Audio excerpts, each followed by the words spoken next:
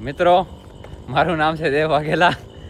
આ છે મારો મિત્ર માનવ કુંડ અને આ છે મારો મિત્ર પ્રદેવ વાંગુકિયા. અમે ત્રણેય ખૂબ જ ઉત્સાહિત હતા. અત્યારે અમે અહીંયા દિલ્હી અક્ષરધામમાં છીએ. દિલ્હી અક્ષરધામમાં એટલે છીએ અમે અત્યારે આવ્યા હતા ક્યાં? ભારત વેપાર મહોત્સવ. હા, અમે ત્રણેય અનએમ્પ્લોયડ છીએ અત્યારે.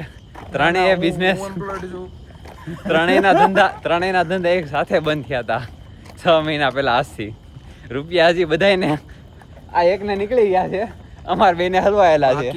કેટલો આંકડો છે? મોટી રકમ બાકી. કહી દેવો છે તારો આંકડો? ના ભાઈ ના, નથી કેવો. થોડોક વધારે મોટો છે એટલે નથી કેવો.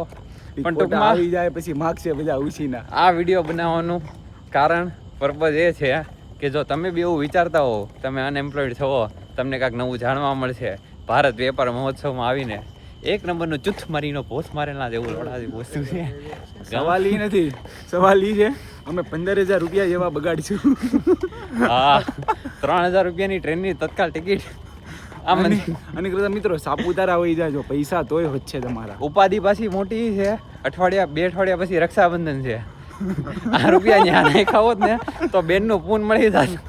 આમાં તો કાંઈ ન મળ્યું. હા, બસ એટલું જ કેવું હતું તમને.